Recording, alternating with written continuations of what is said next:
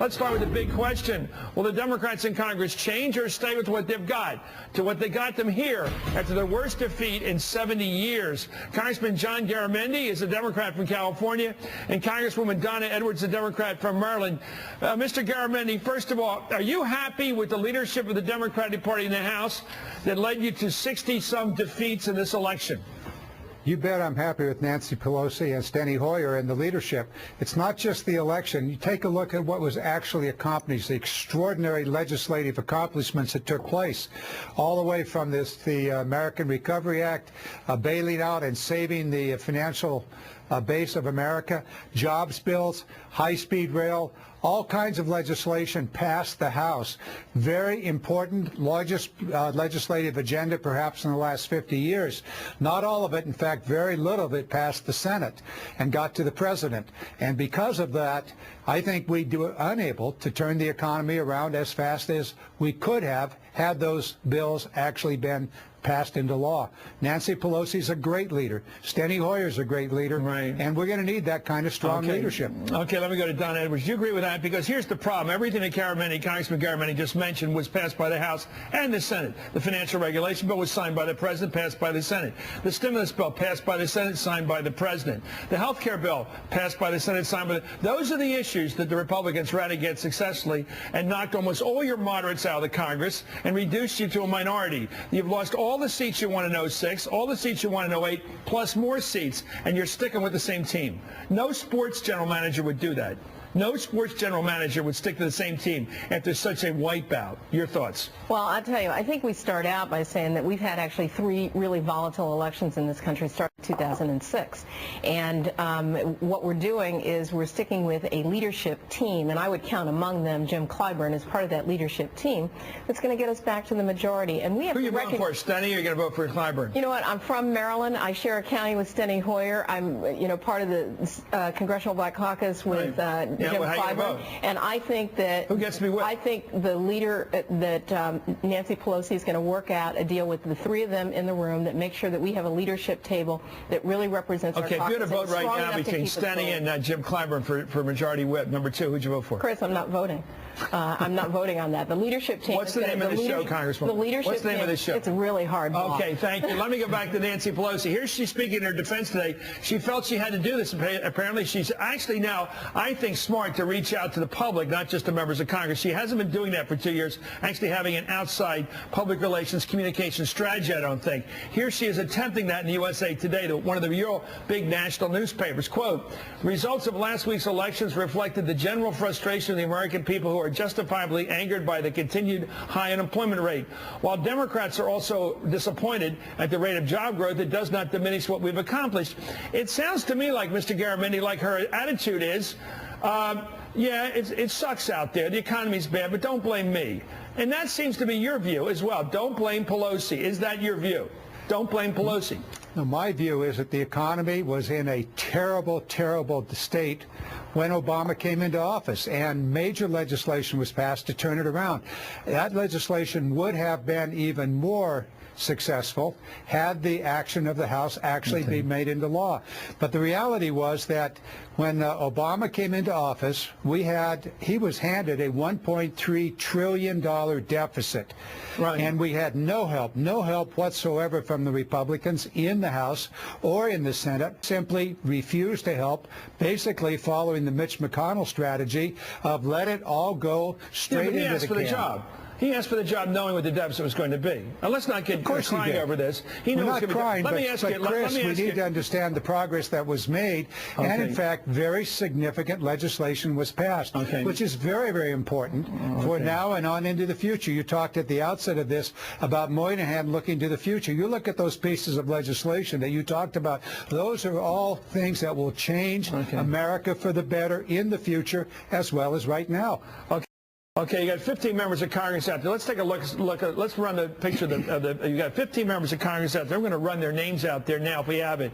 The 15 names of congressmen who are out there and women who are saying, here are the names of the ones who have raised issues about this election of Speaker Pelosi again. Heath Shore of North Carolina, Dan Bourne of Oklahoma, Jason Allmeyer of Pennsylvania, who's on this week on the show, Peter DeFazio of Oregon, Daniel Lipinski of Illinois, Marcy Kaptur of Ohio, Joe Donnelly of Indiana, Larry Kissel of North Carolina, Tim Ryan of Ohio, Michael Quigley of Illinois, and also Albio Sears of New Jersey. So it's all across the country. These are not just conservatives. Most of the conservatives and moderates have been wiped out of your party. Now let's take a look at this issue. USA Today, I just mentioned it. They've got a Gallup poll in the cover today. Fascinating number. They've asked people, should the Democrats basically stick to their principle? Here's the question, the way they put it.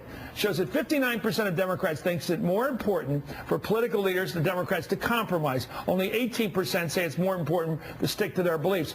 Congressman Garamendi, 18% say stick to the Democratic line. 59% say, this is Democrats talking, Democratic voters, compromise.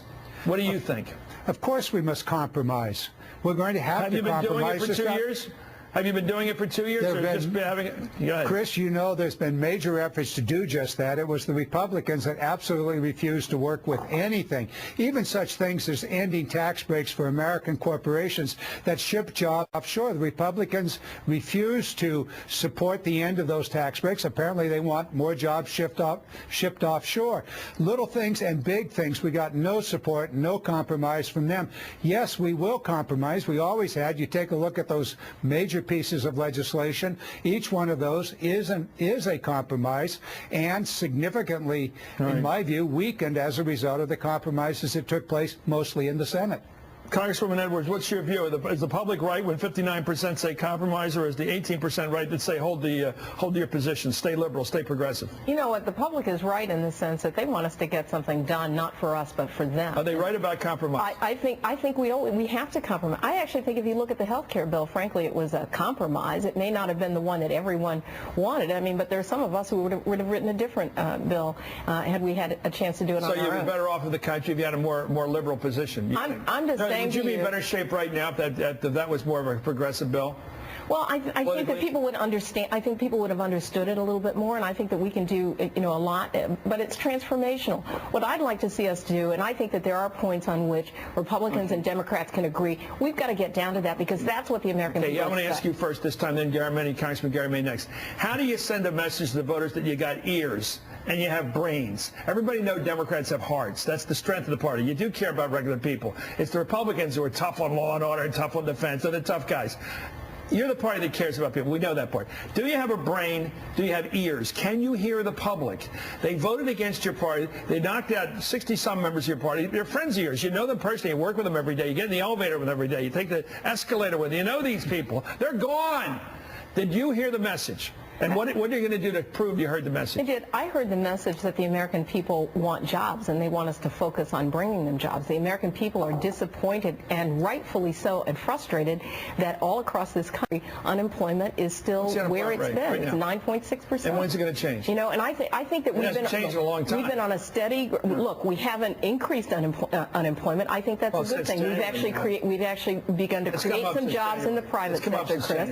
It has, but we've been able to increase some jobs in the private sector, which is really important. But Republicans and Democrats, because people lose their jobs, they're not Republicans or Democrats. They're just people without jobs. You two folks are from the coast. It's like my wife. She's lived in California and lived in Chevy Chase. I mean, I'm not sure they're all a lot of people are familiar what it's like in the middle of this country, what I like to call from Scranton to Oshkosh. I'm going to have some members of Congress on from that part of the country, too. Both the left coast, as we love to call it, Mr. Garamendi, out west, they voted for Jerry Brown, they voted for Barbara Boxer, voted for Patty Murray. Yeah, it's fine out there. The East Coast walked in, Kirsten Gillibrand walks in, Andrew Cuomo walks in. You own the two coasts. You're losing in the middle of the country because it sucks out there. Because from Pennsylvania all the way to Wisconsin, including a clean guy like Russ Feingold, got blown away for one reason. Jobs are not being created. Even if we have a recovery, most people don't think the jobs are coming back for Americans. What are you going to do to bring jobs back to people that have been voting Democrat for hundreds of years and aren't voting that way anymore because they're Reagan Democrats again? How do you bring them back? Chris, you're a sports fan. We've talked about this personally. I'm talking about the Big Ten states. No, but listen, Let's talk about the Big Ten. If you consider the first quarter being the 8 years of the Bush administration in which things went into a tank in a bad way, 800,000 jobs per month being lost, per quarter being lost in those years. Then the second quarter was the last 2 years with Obama coming in, stabilized things, brought the country back to stability, not where we need to be. We're now in the second half. And in the second half, here's what we must do, Chris. Can you get it down to the 8% the president promised, that Christine Romer promised, his economic advisor? Will he get down to the 8% that he promised? Chris, there's a way of doing it. And what we have set out to do, and this part of the agenda that was started, we need to carry this on for the next 2 years. And that's agenda of rebuilding the American manufacturing sector. Make it in America. If America's going to make it, we must make it in America. For example, two things. We have green technology tax credits for solar and wind, but those pieces of equipment are not made in America. That's our tax money. It should be spent on American-made equipment. And similarly, buses and trains, all of that transportation money. Yes. Yes. Make it in America, Chris. Yes. That's the second agenda. Have trains again. Build things again like they did when you were growing up. Why do we have to outsource building stuff? Aren't Americans up to building anything? No, Chris, you got it right. Country. Let's have the other country, third world countries. Oh, they'll build. We'll be thinkful. We'll be thoughtful. They'll build things. That's the kind of stuff we're going to that into this manufacture mess. things, Chris. We got to compete and yeah, I know. Thank you, Congressman Garamendi. By the way, if you don't get this goal done by the spring of 2012, do you think Congress? Do you think? I'm going to ask you. Will the president get reelected if you don't get the jobs number down? We got to get the jobs number down. We got to do it by creating jobs in the United States. Thank you, guys. Thank you so much, Congressman, and have a nice. I think Thanksgiving's coming too. Thank you, Garamendi, Congressman Garamendi. You have such an arresting last name. I call you by your last name. Thank you, John Garamendi, and thank you, Donna Edwards.